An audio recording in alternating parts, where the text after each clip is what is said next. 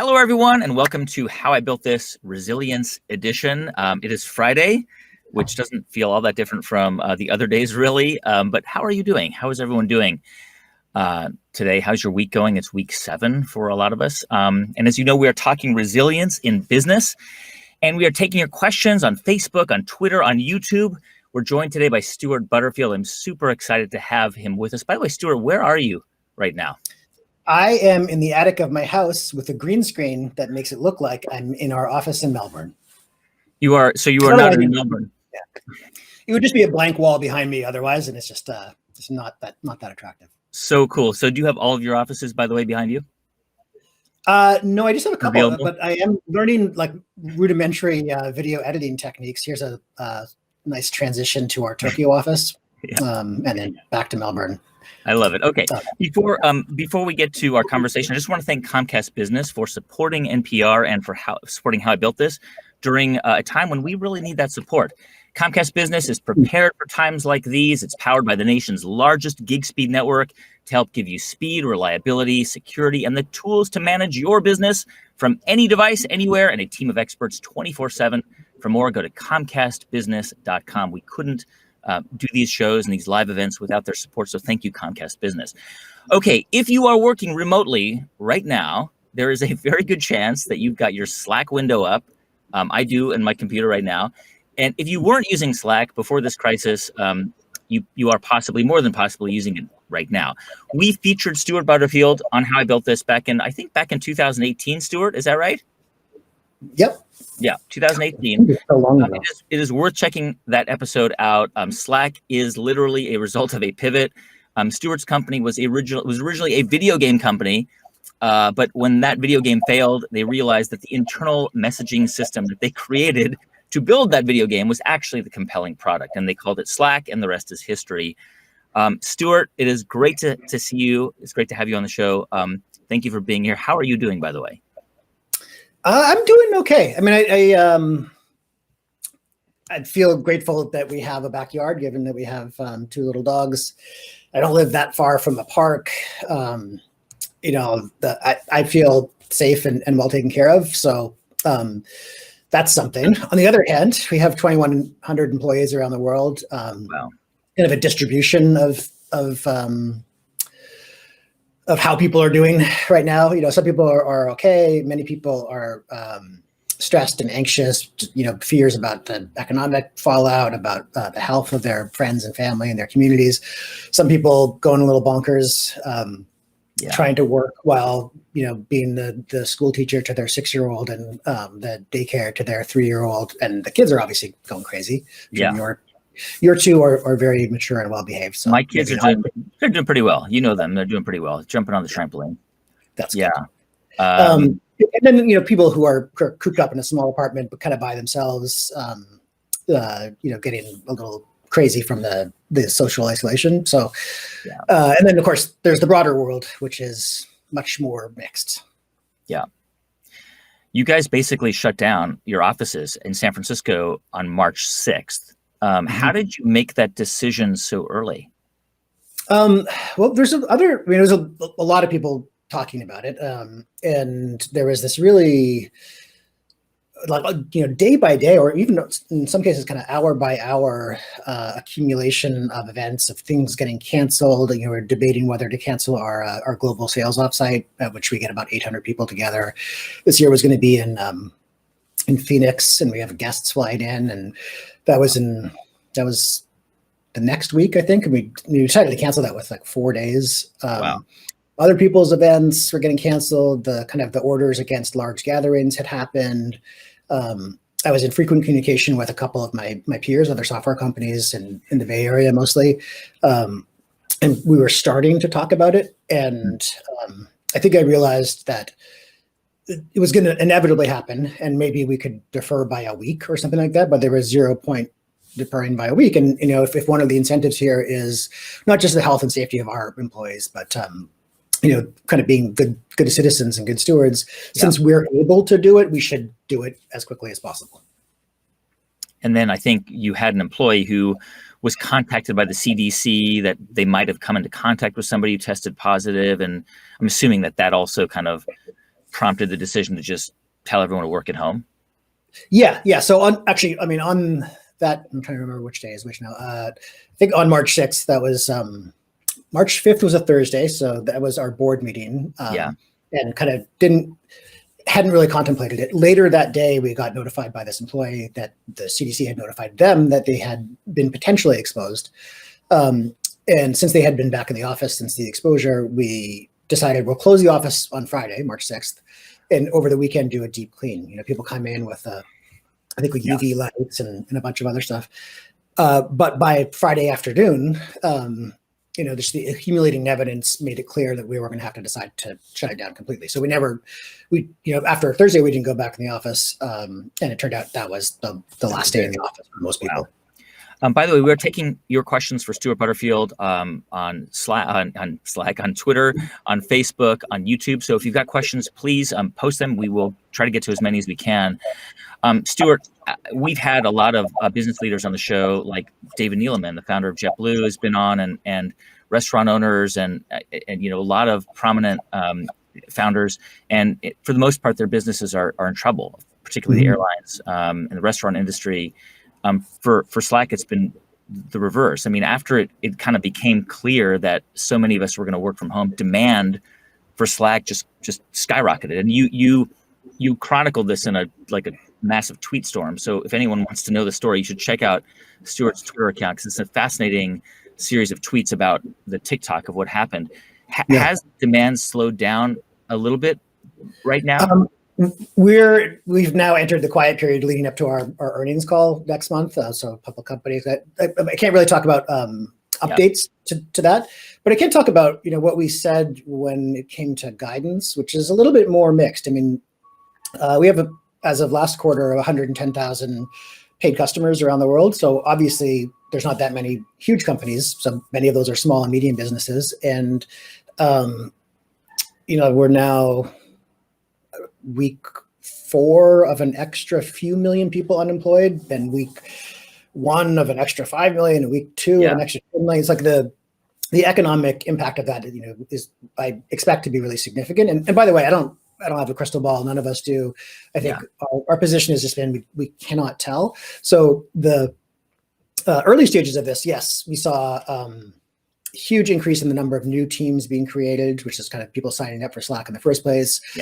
Teams converting to paid status, the customers who are already paid, adding more users, the people who are already using it, increasing their usage, the number of messages they sent per day, kind of like every single metric up. And I would expect that, if there's a good side and a bad side for our business of the pandemic, I would expect the benefit to be front loaded, and the kind of the detrimental effects to be kind of backloaded and happen over the course of the year. So it's an interesting position, because we just don't, we honestly don't know. It's not we're sandbagging or something like that. Right.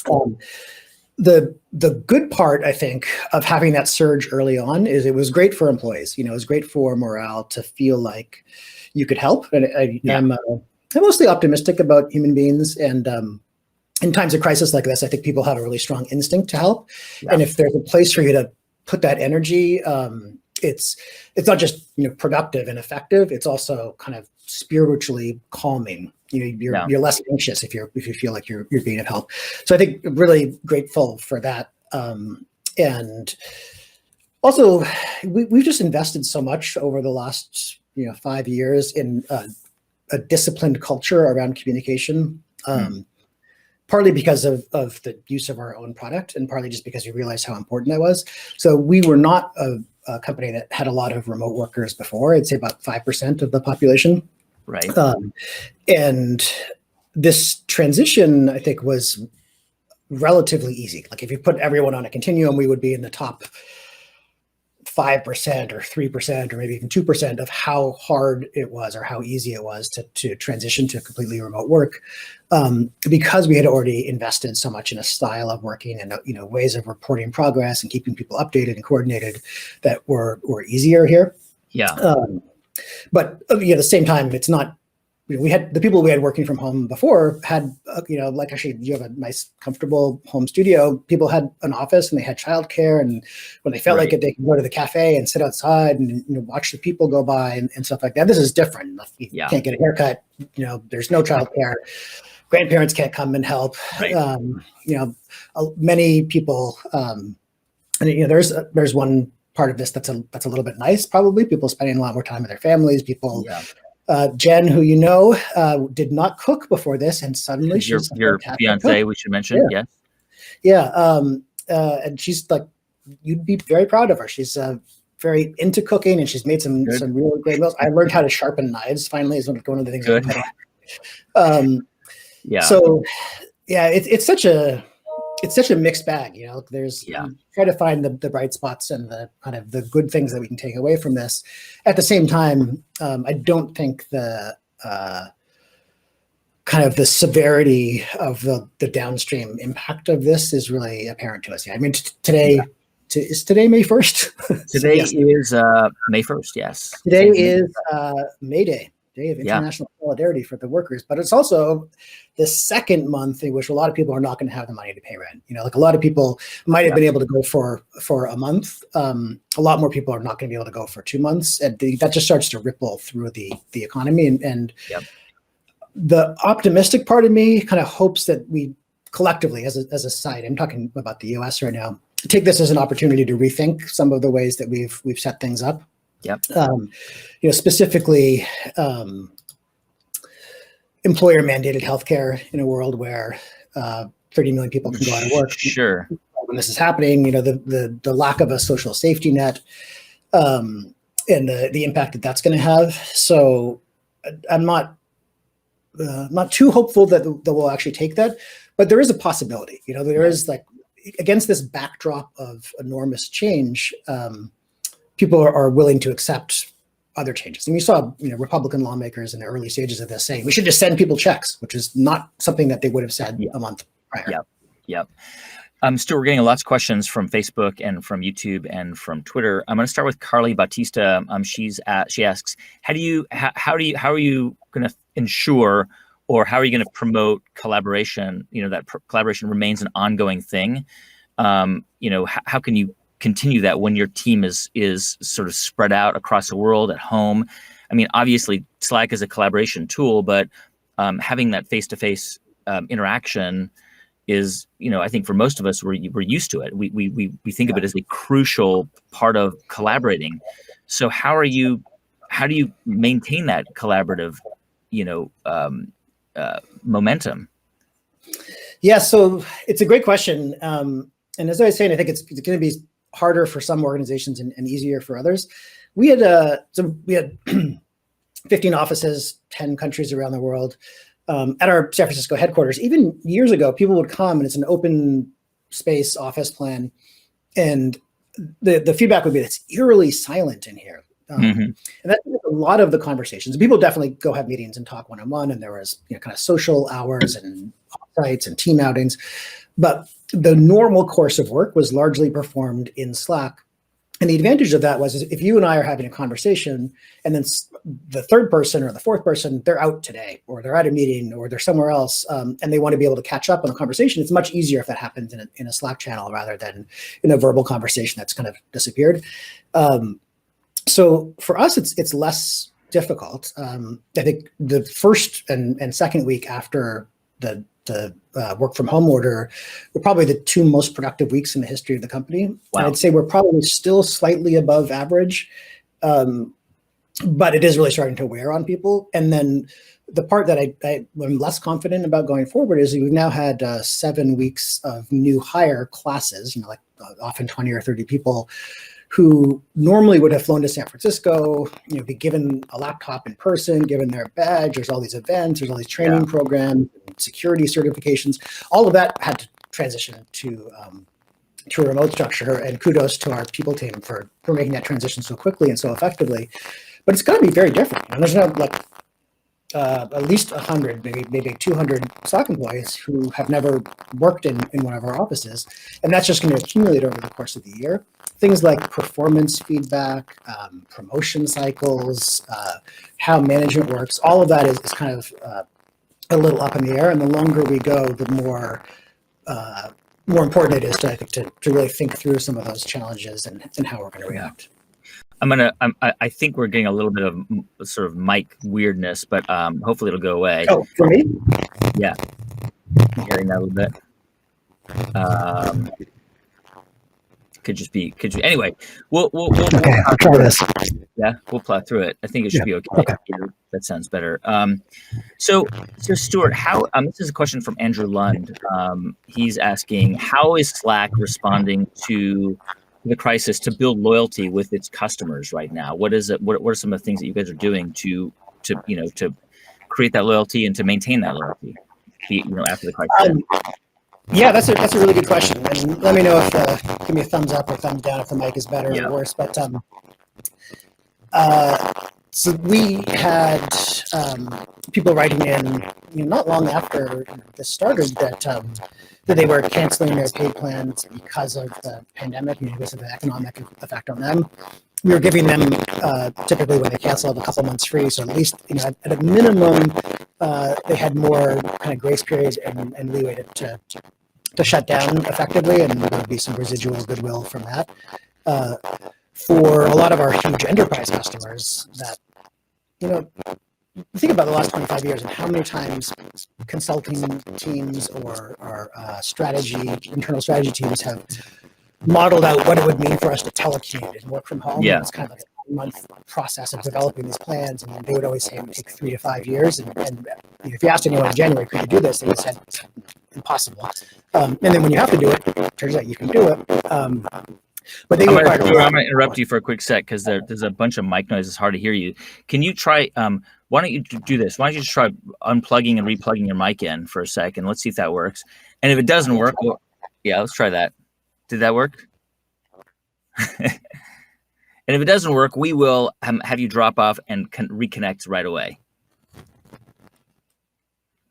Yeah, I think we're going to do that. Okay, so Stewart is going to reconnect in a sec. Stand by. We will be back with Stewart Butterfield of Slack. We're going to try to get that fixed. Meantime, if you had a chance to see any of our conversations, if you didn't get to see our conversations last week, they were amazing. We did a whole week on food. We talked to Jose Andres. We talked to Sami Nostra. We talked to Alice Waters and her daughter Fanny.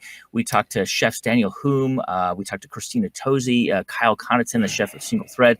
Just amazing conversations about food and restaurants. The restaurant industry, as many of you know, really was a canary in the coal mine. It was the hardest hit industry out the gate, with millions of people out of work in that industry. So we had some really interesting conversations about how people are adapting and trying to think creatively right now to help out and to confront the crisis. You can hear my conversation with Jose Andres. We released that on our podcast queue yesterday. Go to look for How I Built This, however you get podcasts, and you can hear that. We are releasing these conversations, this one with Stewart and the ones that I've done previously on the podcast feed. And if you want to see the videos, you can see them on the NPR YouTube page, or you can go to facebook.com/howibuiltthis and check them out. There's some really, really great conversations. And we've got some amazing ones coming up next week and the week after and the week after. We're going to do these every Wednesday and Friday, and we're going to try to do another themed week coming up where we do one every single day.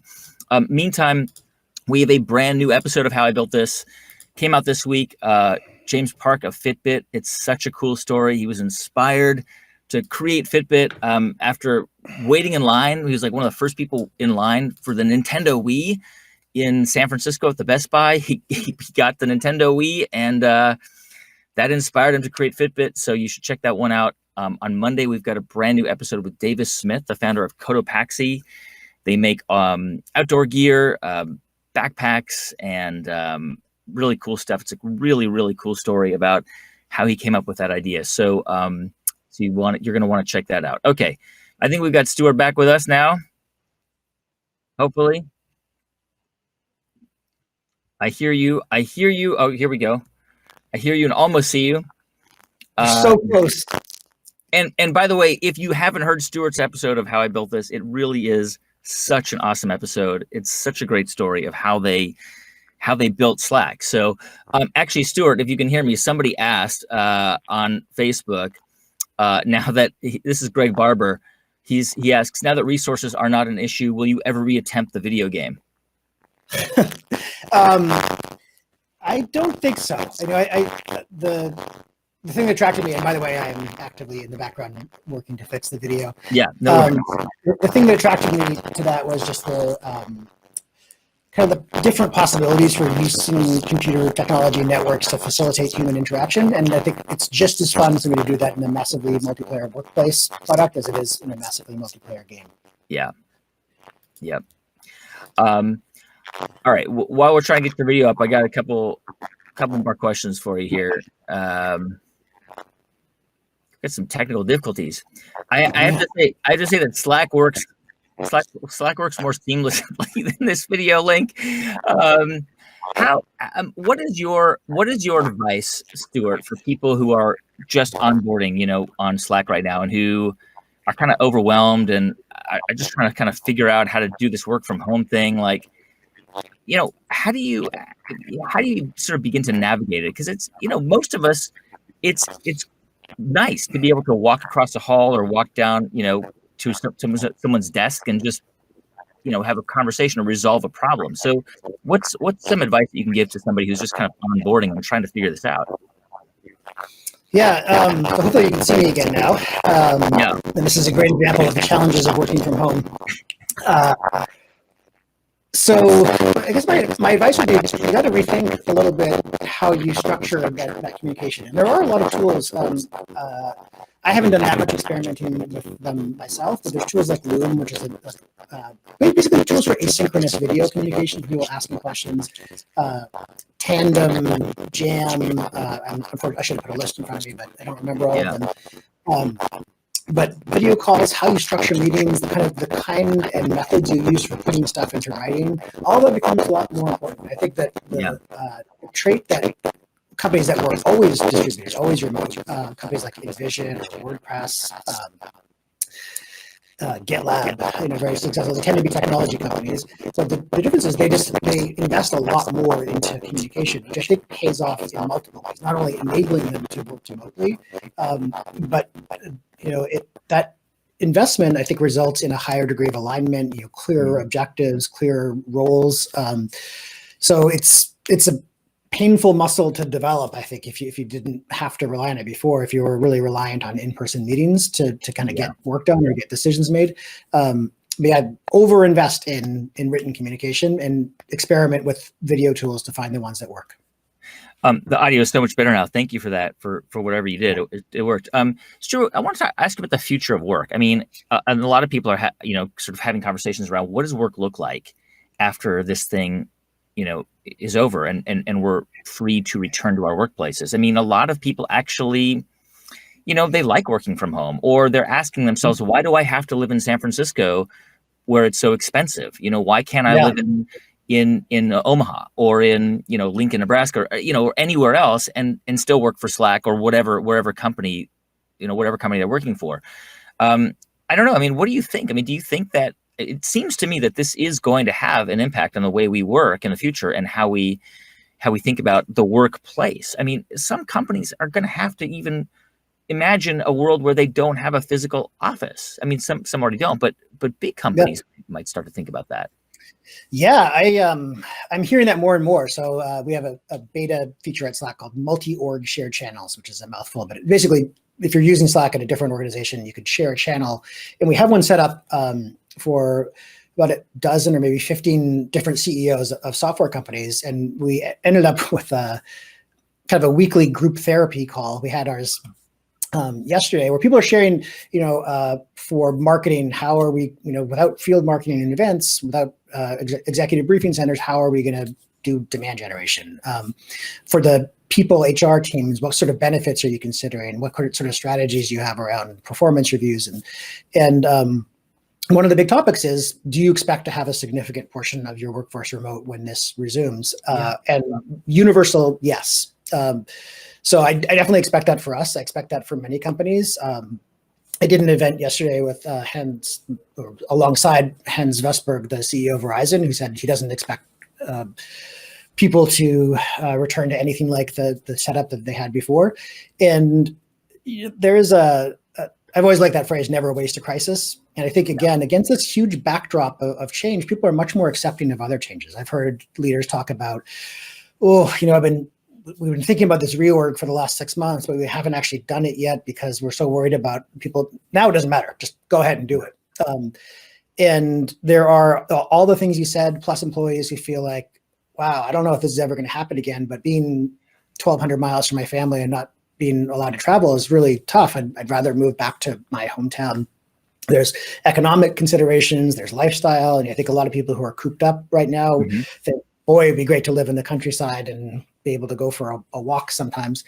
So the downstream effects, I think, are going to be huge. And I think business leaders are going to need to be open to a wider set of possibilities. The good news, perhaps, is that as I said earlier, when you're forced to do something that you previously thought was impossible, other things that you also thought were impossible maybe become possible. Yeah. So I think generally, not just Slack, not just Zoom, not just kind of tools that help you work from home, but just generally, there'll be more acceptance of technology in the workplace in a positive way, and people will be able to take more advantage of that to restructure how they work, hopefully to get rid of some of the menial, repetitive, kind of mind-numbing parts of knowledge work.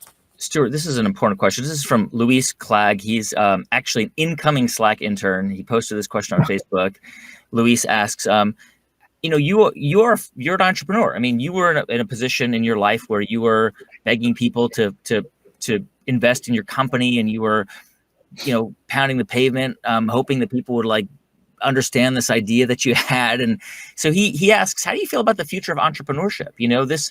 Right now, we're in a period where a lot of investors and venture capitalists are going to be nervous about investing. Where do you see the next Stewart Butterfields, like young entrepreneurs wanting to kind of make their mark in this kind of environment? How would you even begin to think about doing that? It's a great question, and I hadn't really thought about this, but someone else pointed out to me. Some businesses like banking, like investment banking, or law firms, or like a lot of professional services firms that are really dependent on the relationships they have with their clients. I think in this world the incumbents will be hugely advantaged just because they already have those relationships. And how do you start up a new thing today? So on the one hand, I think it's a great time to start a business. Possibilities are wide open. A lot of things that were previously expensive will become cheaper. It'll be easier to find people to work with. Won't necessarily be easier to raise money, but I think that's one of the challenges of entrepreneurialism. On the other hand, I do think there will be a little bit of the rich get richer effect with respect to the big technology giants. So it's hard to say how those forces balance against each other, but I do think you look back to 2001, 2002, when things looked pretty bad. A lot of great companies were started then. 2008. This Slack, the company that ended up becoming Slack, was started in March of 2009. So a few months after the absolute low point of the financial crisis then. So there are a lot more possibilities that open up, and people are going to have to be a little bit scrappier and employ different methods. I also think, Stewart, that if people start to rethink how they work, right, and if they decide, look, I want to live in the middle parts of the country, I don't need to live in San Francisco or New York or Boston. It could also reshape how those Kansas City, it could reshape how people how they create, incredible ideas, incredible businesses in other parts of the country that have really kind of in some ways suffered from the brain drain that's come into places like San Francisco, New York, Boston, Washington, LA, et cetera. Yeah, and I totally agree, and that will definitely create all kinds of new opportunities. I mean, any period of change will dislodge a lot of incumbent businesses, and unfortunately, this kind of change I think is going to destroy a lot of businesses. Just there's no nice way to say that. And the the downstream effect of that is that, again, a lot more opportunities for things that just wouldn't have been businesses before, or new things that people are open to that they wouldn't have been open to. That's definitely one of them. I think. Yeah. Stewart, you've got to head out of here. Hang on for a sec. I just want to say thanks to a couple of people watching. Jen Rubio from the room next to you, Stewart, says hi. Anish Thomas in Lansdale, Pennsylvania. Sukriti Kakar in Dubai. Tushar Desai in Skillman, New Jersey. Tony Arendt in Dallas, Texas. Monu Harnal in DC. Krishnan Gopalan in Seattle. Kate Hunt in Ottawa. Roger Moore in Green Bay, Wisconsin, Heloisa Micheletti in Sao Paulo, so many more. I can't get to all of you. Stewart, before we let you go, one last question for you. How's this going to change you as a leader? I mean, I'm sure it already has, but how does it change the way you think about your role as the leader of a company that employs 2,200 people? It's a great question. And while I answer, I'm going to break the fourth wall a little bit, just because this is the reality. I have a remote control in my hand that controls my camera. You can see this is my actual desk here. I have a physical green screen, which gives you that illusion. I got these lights set up. I love this. And in this world where there's a lot of improvisation required, where there's a lot of people kind of making do, I don't know that I've internalized or acted on this to the extent that I should. People need to be reminded what's important more often. People need to be reassured. People need to be clear that they understand the plan, because human beings hate uncertainty. I mean, just historically, it's almost like it's an evolutionary instinct. And you go back thousands of years. Why didn't it rain this year? It can't just be random, that our crops were destroyed. It must have been because we didn't sacrifice enough goats or something like that. We always need a reason for things. And in this environment, I think people need more than ever to be reassured. I don't mean in a fake way, but, just to be reminded what's important, to be reminded why we do this, and to feel like they understand what the plan is. So hopefully, my goal is to do that more and more effectively. So just more in quantity and hopefully in quality as well. But that's going to be no less important when things go back to normal to the extent that they do. Yeah. And again, we don't really know what that means. Stewart, I have been informed from your team that you have a few more minutes. So I'm gonna take advantage of that, because we still have a lot of questions from folks, some related to this crisis, some just asking about Slack. So this is a question just about Slack in general. It's from Alexander Cohen. And he asks, what was the plan to always build an app ecosystem, or did that come as an after effect of people spending their time doing more work on Slack? I think sometimes it's hard to tell really the reality there. I think the integration with outside services was always a core part of Slack, because that was the core part of the system that preceded Slack. And the platform was there pretty early. We think of that as an opportunity for our business in one sense, but I think the bigger driver is, you look over the last several decades, whether it's the number of minutes that workers spend using software, or the number of dollars that companies are spending on software on a per employee, per year basis, any of those measures, it's more and more and more and more. Every year, there's a proliferation of business software product categories. People spend more time with it. And if we can be 1 or 2% of people's IT budget, that's a multiplier on the value of all of the rest of that investment. I think that's a great position for us to be in, and it's a way to kind of deliver the most value. And part of that is just interoperability, open platform, connections between different applications and services. This is another question, I think, probably from an entrepreneur or somebody who's trying to create something. Max Schur asks, how early on did you guys decide on your revenue model for Slack? It's surprising, like before or maybe at the time that we started development. And one funny little anecdote. So the basic version of Slack costs $8 per month if you pay monthly. There's a discount if you pay annually. I was living in Vancouver, British Columbia at the time. Vancouver's about 30% Chinese. 8 is a very lucky number. 4 is a very unlucky number in Chinese culture. And that really has an impact in like buildings in Vancouver. Many of them don't have a 40th floor. They don't have a 14th floor. And anytime you can get an 8 into something, you do. And I don't know if that was a conscious or subconscious thing. So we read all this I arbitrarily chose $8 because it didn't sound too expensive, but it seemed like enough that it could be profitable. We read all the stuff about numbers that end in 9, or they sell much better even if they're more expensive. So we temporarily, before we actually launched, increased it to 9. But then we're like, no, I don't know. 8 seems very lucky. We went back to 8, and it's still 6 years later. So it's been exactly the same model. The difference is we didn't think it would be anywhere as big as it was. We thought, the fullest realization of what we were doing would be, maybe $100 million in revenue a year. And last year, we're still growing very quickly. Last year, we had 640 something million. So we didn't anticipate enormous, like the Department of Veterans Affairs being a Slack customer. Wow. That's just not something that we really contemplated. The 20,000 people using Slack at the VA right now, I think, are hopefully doing they're empowered to do a better job at home. And they're in a unbelievably critical role as the operators of the largest integrated healthcare system in the country. So, Right. It expanded beyond what we thought, but the model is the same. Yeah, no, I mean, it's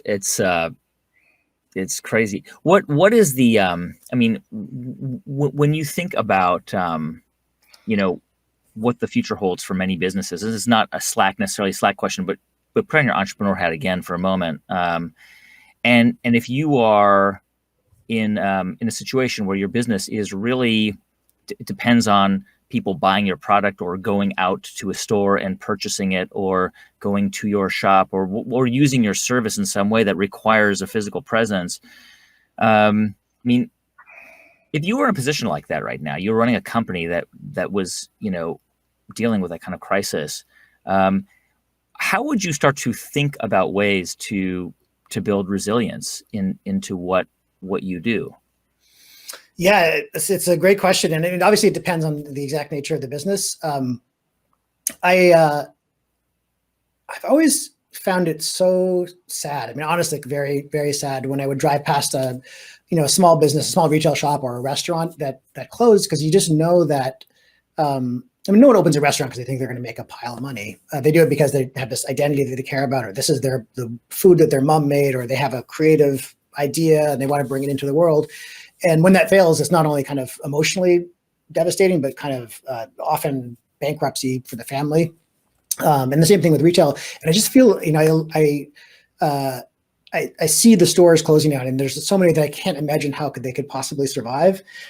So for the ones that do survive and the ones that are getting started now, I think it's going to be more important than ever to discover alternate means of distribution. And that could be, Shopify, that could be online ads. It doesn't recreate everything. And I think there's also new models. This is not an important business category or anything. It's just an idle thought. But as an example, I said that I learned how to sharpen my own knives. It used to be like, once a year, 18 months, I would send all the knives to a knife sharpening place and then go pick them up after. That's the kind of thing that you could continue, the kind of thing that would spread. Ship people boxes, put the knives in the boxes, and either UPS picks them up or someone locally, that would be my preferred method, picks them up, sharpens them, puts the box back on your porch or your mailbox. People are going to have to be very inventive with that kind of stuff, because there's so many people who are just cut off from customers right now. Yeah, present at the creation, the Birchbox of knives, or the Netflix of knives. Remember when Netflix used to send you the Netflix in the mail? There you go, Netflix of knives. I love it. Okay, Stewart, thank you so much. Thank you to a couple people watching: Adriana Compagnoni in New Jersey, Gail Golterman Finney in Chandler, Arizona, Henry Swick in Northern Colorado, Bella Jayaram in Phoenix, Jonathan Nyadzi in Ghana. Thank you so much for listening. Don't forget, in case you missed my conversation with Jose Andres last week, that is now on the podcast feed. You can hear it. Just subscribe to How I Built This, and you can check it out. His organization is doing incredible work with World Central Kitchen. Stewart, your team at Slack has been involved with Frontline Foods, getting that up and running. It's been incredible to see how fast people from Slack have helped scale that thing. It's incredible. You can check out all of our conversations by going to the How I Built This Facebook page. Just click on videos. You can see all the video conversations we've had. On Monday, we've got a brand new episode of How I Built This with the founder of Cotopaxi, Davis Smith. They make backpacks, outdoor gear, really cool story. Starts out as a kid when his family is living in Latin America. Super cool. Next week, we've got more of these conversations. We're going to have Tony Xu of DoorDash on with us next Wednesday. That's happening here at 9 a.m. Pacific, 12 noon Eastern. You can follow that on Facebook, Twitter, or YouTube. So come join us, bring your questions. Thank you all for watching. It's so awesome that you're part of this community, and we are here for you and to have these conversations. Keep the questions coming, and stay safe and healthy. Stewart, thank you so much for doing this. I hope to see you in person at some point soon. Yeah, that'd be great. Always a pleasure, Guy. Thank you.